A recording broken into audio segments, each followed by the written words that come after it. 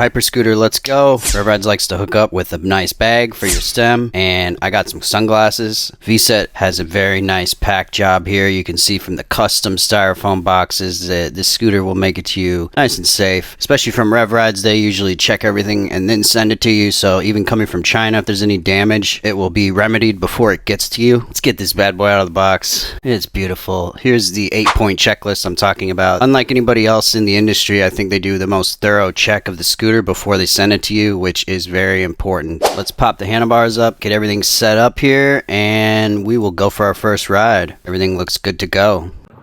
Welcome to the Vsett 10 Plus review, guys. I'm going to start this one sitting down, a little different from normal, and we'll just go over from the top to the bottom as I usually do in my reviews, and talk about what I like and what I don't like about the Vsett 10 Plus. Those of you that don't know, the Vsett 10 Plus has been around for about 2 years now. As far as its durability and its quality, it has one of the reputations of being one of the best values, meaning that for the amount of money you're paying, you're going to get a lot of miles and use out of the scooter. It's going to perform well for a long time. And that's really what has set Vsett apart, I think, from a lot of other brands as far as their reputation, is the quality for the price. And that comes from a lineage of zero scooters that they started with, and Vsett is now the evolution of that. They're also coming up with other brands now, such as the Scoota. This factory and these guys making these scooters have been doing a great job for a long time. When you pair a great scooter like this with a great retailer such as RevRides, which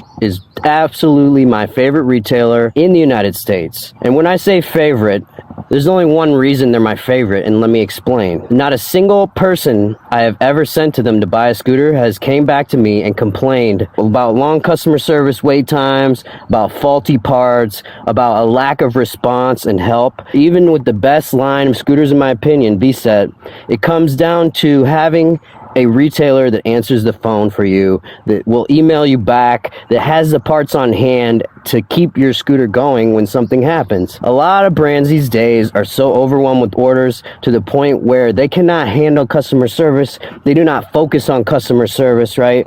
And they end up focusing more on selling scooters to the point where their customer service cannot keep up. RevRides, on the other hand, has built a much more organic business and not so reliant on influencers like me. As far as I know, there's very few, only a couple influencers that they mainly use, and it's because they want us to give you the real truth, and they work with people who will tell you the truth, right? And there's a lot of obviously fake promoters out there of all types of brands these days of scooters, and you really need to ride a scooter for a long time to know what you're talking about. So today we've got 303 miles on this screen, but I also had another stock throttle that had 300 miles on it, which I took off after I wrecked. So we've got 600 miles total on this, including 3 other Vsetts I've ridden for over 7,000 miles. I've ridden Vsetts a lot, and they're always exactly what I'm asking for. This scooter is no exception. When you compare this to every other scooter in my garage I'm riding, it is the smoothest.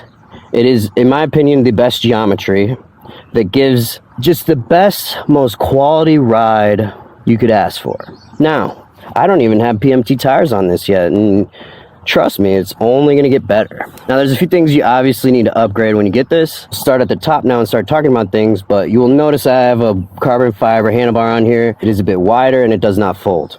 That is the main complaint on this scooter, is the crappy stock handlebars. But I think for $36 is what I paid for this. It's an easy upgrade. Swap it out yourself in less than an hour. These wide handlebars grant you so much stability when you're in cornering, when you're in high speed, anything. It just is far superior to handlebars that are not as wide. So that's going to be the first upgrade that I would say you need for this scooter if you buy it. I upgrade all my scooters with several things, so don't take this personally, Vsett, that I think the handlebars suck, because almost all the handlebars I upgrade. That is pretty much all scooters. It's worth it to put a $36 carbon fiber handlebar on. It's because it's just better. Far, far better. Now, on the handlebar, we have our standard Vsett button cluster, sport mode, DDM, horn. It's more of a beeper on this, which is pretty worthless, let's be honest. But I don't use horns and stuff a lot anyways. I usually stay on the left when I'm passing people, so this button never gets hit by me. DDM, I always keep it in dual motor. If you guys don't know, if you put it in single motor, the front motor will resist, and it's more efficient to be in dual motor. So once you get used to riding dual motor, you pretty much just keep it there all the time. Sport mode is a 2-minute boost. You get full power for 2 minutes. If you're familiar with Vsett, that is one of the selling points of Vsett that makes these so fun, is that you literally hit that button and then it's like a race car, right? You can have it in a little bit lower modes, and then say you have an emergency, you need to beat a car, boom, take off. These are standard Vsett grips. They have the blinker built in, which on this scooter, the blinker is decent. It's actually better than on my 11 Plus. I'll give them that. You can see it from the front and the back and from the sides. So good job on that. It could be a little brighter, I think, but that's something we can always change later. Add different bulbs and stuff. This is just a foam mount I have. We'll not talk about that. This new Vsett screen, as I said, mine originally did not come with that. It came with the old Vsett throttle and screen combo right here, but that broke in a wreck, so I replaced it with this. But as far as I know, almost all Vsetts coming from RevRides now should have this new screen and new throttle on it. And why this is important is because this new throttle is mapped much better. And what throttle mapping mean is when you pull the trigger, it's going to give a certain voltage, a minimum and a maximum. And the better that it's mapped in between those voltages and programmed, is the smoother your throttle response will be. And so this one has a very, very smooth throttle. Go out to this black Honda.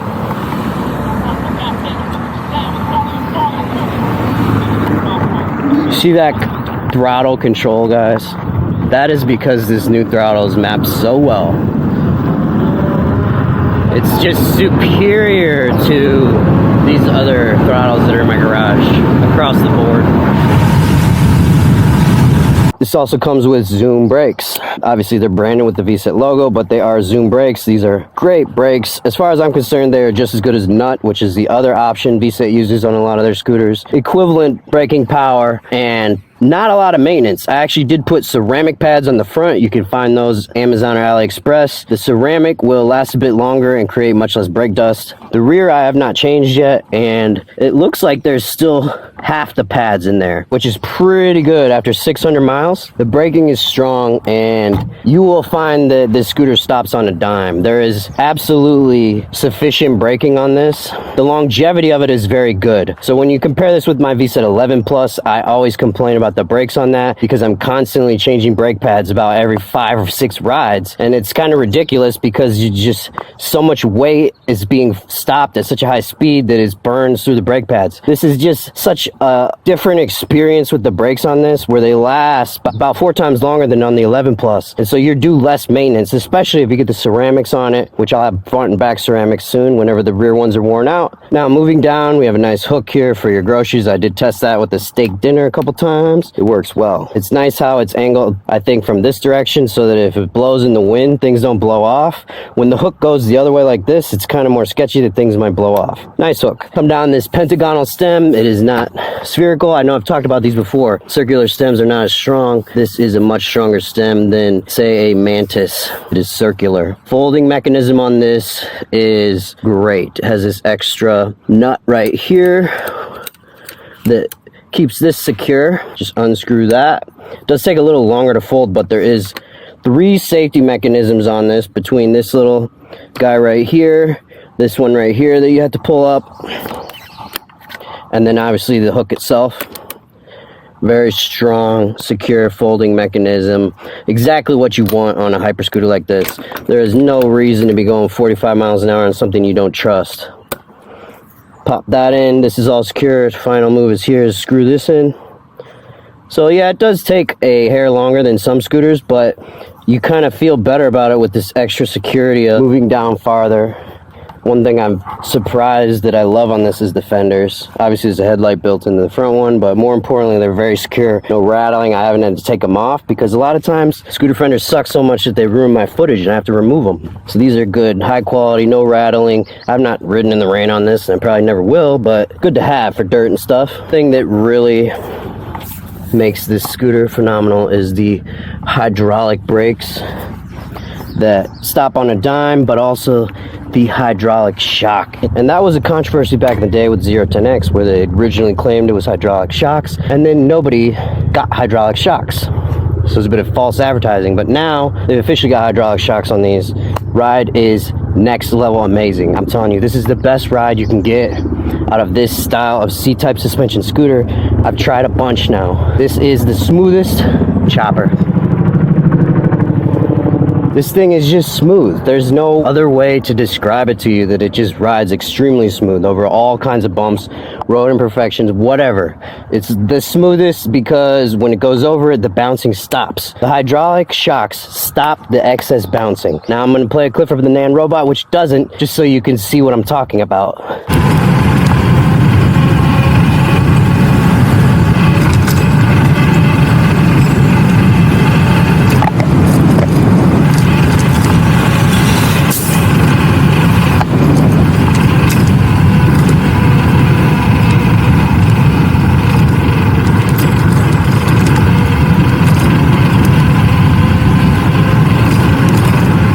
I want you guys to hear on this terrible road here how great the Vsett suspension and the whole Vsett scooter, even this 10 Plus, is silent, similar to my 11 Plus. It just goes over everything quiet. So we're gonna rip it here and try and hit it with the worst potholes.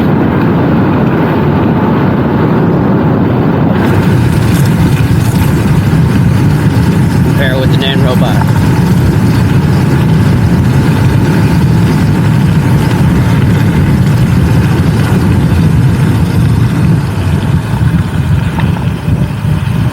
Hydraulic shocks are the best, without a doubt. Now this has a huge 28 amp hour battery, the 10 Plus R. I've been getting phenomenal range out of it along with Jordan, to the point where we've never ran it past maybe half battery. I'm going a 20-mile ride, spirited 20-mile ride, and get back around 58 or 59 volts. So I honestly don't know the full range on this, but I would say around 30 miles of spirited riding, you would want to be heading almost back to your house. And that is with my 180 pounds. Obviously, Jordan gets a bit better range than me even. She's only 120 pounds. So it depends a lot on your weight, as always with scooters, how much range you will get. But I always recommend buying the most battery for any model. At the end of the day, get the most out of the scooter when you have the most range. Why would you buy a $2,000 scooter when you could buy a $2,500 scooter that goes a lot farther? More bang for your buck when you buy a bigger battery. Woo! Let's go ride it some more. We'll talk about it a bit. I'm going to swap the battery. It's been a nice little chat. I do think this is still, out of everything in my garage right now, I do think this is the best riding scooter, and that's even compared to the Super, right? The Super is just extremely huge to the point where it's hard to call it a scooter anymore. This is definitely the most versatile of everything I own as far as speed, power, and still portability. And the fact that you could buy two of these for the price of a Super, that means you and your friend or your wife or whatever can ride together. Show you guys what this Vsett can do in the woods.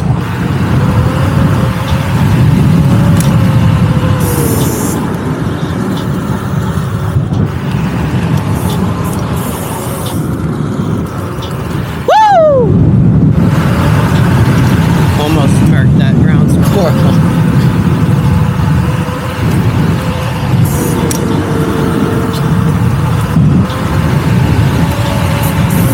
They just trimmed this shit, guys. Trust me, it's way worse. Now I can see this is not as dangerous as it looks on the camera.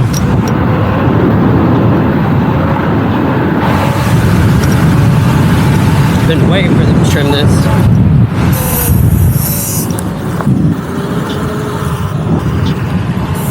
Oh my god. Ripping the shit out of this trail. I love this scooter. This is one of those scooters, guys, you know it's good because I'm not going to sell it. I'm keeping this shit. I get a hella scooters right now, and this is like one of the two that I'm going to for sure hang on to till next year and ride as much as I can. It's just so fucking good. Gotta love a weekday when everybody's at work and nobody's on my trail. See, I think the Wolf is faster and more powerful, but it would lose in like a circuit race because this is just stops better, turns better, right? Smoother. So when you guys look at this, like comparative, sure, a 60 volt scooter, a Wolf 60, similar price, hair more money, but it depends what you're gonna use it for. Wolf is just better in a straight line versus this. Definitely better for all sorts of racing, cornering, whatever you're gonna do. Anything like this, where you have some curvy, sick bike paths, the space. A couple other small complaints. Number one, obviously, everybody complains about these charging ports right here, and RevRides and some other people have 3D printed a better option I'm gonna put on there, so it's not a big deal there. You can easy fix. The other obvious thing is the headlight on this is meant more for being seen. You're gonna want something like this. This is 8,000 lumen. At night, it makes all the difference, trust me. This type of a scooter definitely needs to come with the warning. I've seen a lot of parents these days thinking it's a good idea to give their 14, 15, 16-year-old kid a hyper scooter like this. And the fact is that people really should know how to drive before they enter the road with a vehicle like this and have this much power at their disposal, because otherwise it makes it a very dangerous situation for younger people that do not know the rules of the road to begin with, and they're going to put themselves in a situation that they regret and that you regret for buying them such an insane machine. So please don't buy this scooter for your young teenagers. It is in fact very reckless and a bad idea. You should buy them something slower, 20 mile an hour, that they can learn on for a couple years and learn how people drive. Anyways, thanks for watching. Appreciate all you guys. Love you. Have a great ride.